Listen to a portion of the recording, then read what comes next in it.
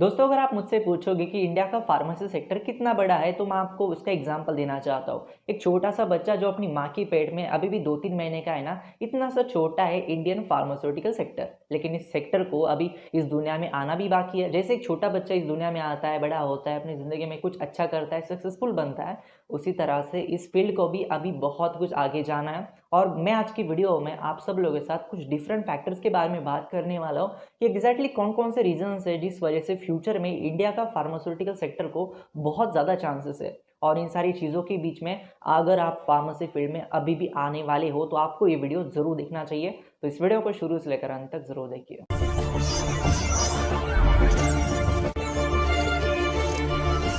दोस्तों, एक छोटा बच्चा जब अपनी माँ की पेट में होता है तो तब उसको टेंशन नहीं होता कि अपनी ज़िंदगी में वो सक्सेसफुल बनने वाला है या फिर नहीं बनने वाला है। लेकिन इस दुनिया में जब आ जाता है तो उसको बाहरी प्रेशर इतना होता है कि उसको ज़िंदगी में आगे ले जाने के लिए या फिर ज़िंदगी में आगे जाने के लिए मजबूर किया जाता है। उसी तरह से ये जो फील्ड है करंटली इतनी छोटी है कि इसको पता भी नहीं अपनी ज़िंदगी में या फिर इस फील्ड को आगे किस तरह से ये बढ़ने वाली है। लेकिन एक छोटे बच्चे को उसका पालन पोषण करने के लिए या फिर उस बच्चे को 15-20 साल तक अपनी माँ बाप के पास इसलिए रखा जाता है क्योंकि छोटी उम्र में उसको कुछ चीज़ें सिखाई जाती है, कुछ मैनर सिखाए जाती है, उसको एजुकेशन दी जाती है। ये सेम फंडा फार्मेसी फील्ड के साथ आज की डेट में करंटली अप्लाई होता है। हालांकि ये जो फील्ड है इसको पता भी नहीं आगे ये किस तरह से जाने वाली है, लेकिन एक्सटर्नल फैक्टर्स इतने सारे हैं कि इस फील्ड को आगे ले जाने से कोई भी नहीं रोक सकता।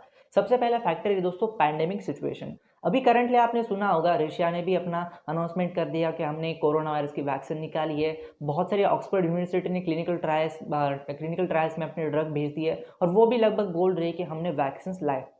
अभी सिर्फ वैक्सीन लाने से कुछ नहीं होगा, वैक्सीन अगर मिल जाए तो उसका प्रोडक्शन भी बहुत बड़ी चीज़ होगी। ऐसे केस में इकलौते एक ऐसी कंट्री है जिसके तरफ पूरी दुनिया देखेगी और वो कंट्री है दोस्तों इंडिया। इसका रीज़न ये है कि इंडिया में मैन्युफैक्चरिंग सेक्टर दुनिया का तीसरे नंबर का है और सबसे बड़ी बात कि इंडिया की पॉपुलेशन सबसे ज़्यादा है। और ये करंटली पैंडेमिक सिचुएशन में इंडिया ही इकलौती ऐसी कंट्री है जो फार्मेसी फील्ड को आगे ले जा सकती है। बाकी कंट्रीज़ में कंडीशन इतनी ज़्यादा वर्स्ट हो चुकी है कि उन कंडीशंस में फार्मेसी फील्ड वहाँ पे इतने बड़े पैमाने के ऊपर प्रोडक्शन नहीं कर सकती। सबसे पहली चीज़। दूसरी है और सबसे इंपॉर्टेंट बात कि क्या एजुकेशन सिस्टम इंडिया में इवॉल्व हो रहा है, एजुकेशन सिस्टम इंडिया में फार्मेसी के लायक हो रहा है। अभी जब से लॉकडाउन हुआ है तो मैंने एक चीज़ नोटिस की है दोस्तों, लिंक्डइन नाम का जो ऐप है उसके ऊपर मैंने एक चीज़ देखी है, बहुत सारे लोग ऑनलाइन सर्टिफिकेशंस कर रहे हैं, चाहे वो एफडीए के रिलेटेड हो, चाहे वो बहुत सारे फील्ड के रिलेटेड या ऑनलाइन सर्टिफिकेशन हो जो फार्मेसी फील्ड को आपको हेल्प कर सकते हैं। ऐसे बहुत सारे सर्टिफिकेशन इंडिया में करंटली बच्चे कर रहे हैं।